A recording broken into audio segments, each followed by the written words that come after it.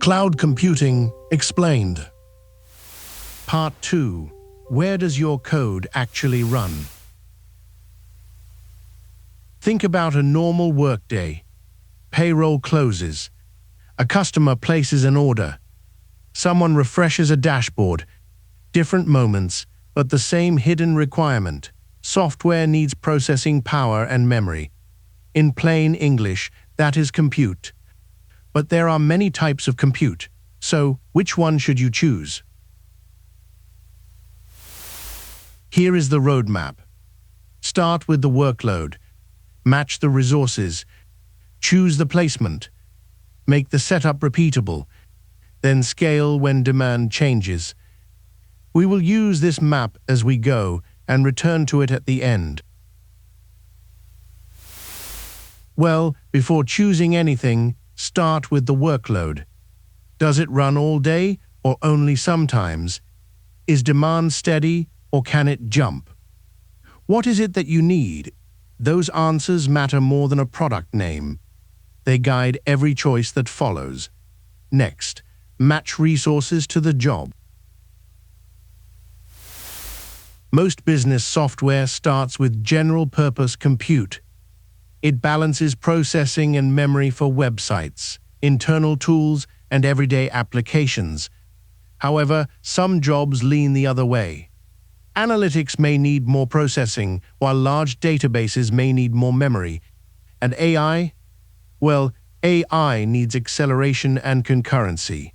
The biggest machine is not automatically the best. Ask what the workload actually needs. Now ask yourself, where should it run? Shared infrastructure works for most applications. Your virtual machine remains isolated, while the provider uses the server efficiently to serve other customers. But a license, compliance rule, or stricter isolation may require dedicated hardware. In that case, one organization gets the host. Dedicated is not automatically better. It solves a specific business constraint at a higher cost. But how do you make sure there is enough compute for everyone? Well, normally you request compute when you need it, and the cloud provides what is available. For daily work, that is enough. However, a migration or major launch may be too important to leave to chance. A reservation holds the required capacity in advance. You are paying for certainty. It protects availability, but it does not automatically lower the price. In most cases, actually, you have to pay more. Once you are happy with your setup, you need to make it repeatable. It needs to be able to scale quickly to serve your needs. An image holds the operating system and software. A template adds size, network, and startup settings. That blueprint can create one machine or a pool of similar machines. When demand rises, the pool adds capacity. When demand falls, it scales back.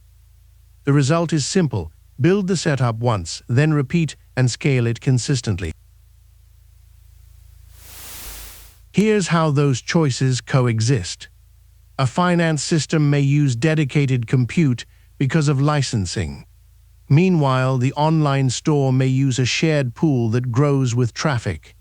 The data team may use accelerated compute, but only while its model runs. And before a critical launch, the company may reserve capacity. One business, different workloads, different reasons. So, next time someone asks what compute to choose, follow the decisions in order. First, start with the workload in front of you. Then match the resources to what that workload needs. Next, choose whether shared or dedicated placement fits.